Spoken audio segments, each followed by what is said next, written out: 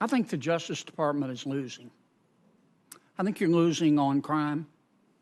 I think you're losing on drugs. I think you're losing on immigration. I think you're losing on Chinese espionage. Let me start with crime. What percentage of cops in America do you think are bad cops? Very small percentage. Like how small?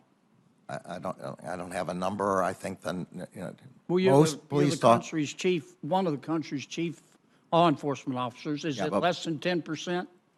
Yes. Let me just be clear. We believe that most police officers follow the Constitution in their practices. Most police departments do. And all police officers, I believe, want to work in police departments that follow constitutional policing requirements. Is it less than 5%? I don't have the numbers. I think it probably is, but I don't have any numbers for you. Okay. Do you think most cops are racist? No, I do not.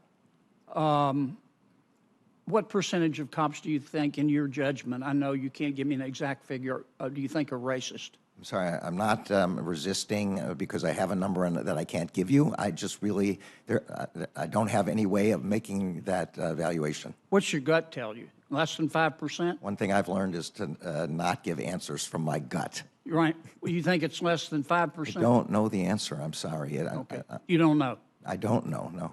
Okay. Why doesn't the Justice Department support stop, question, and frisk? I'm not sure what stop, you mean stop and frisk? Is that what you mean? Some call it stop and frisk. Look, Terry v. Ohio.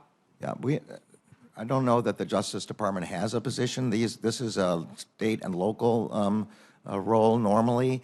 Look, Do you think it works? I'm sorry? Do you think stop, question, and frisk works? I think in some circumstances it can work, but of course it can be abused. Right. Yeah. But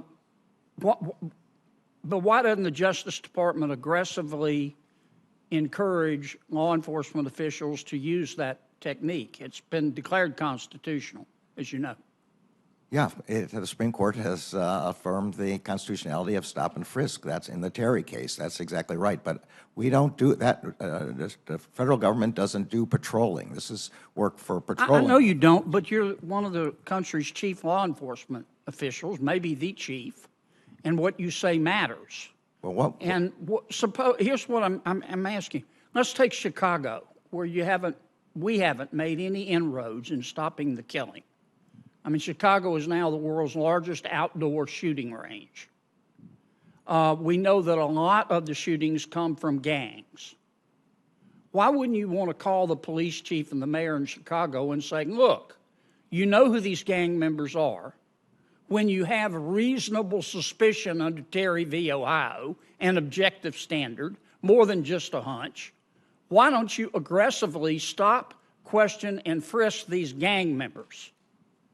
You'll get guns off the street, you'll get drugs off the street, and you'll get a lot of gang members off the street, and you'll stop people killing each other. Why won't you do that?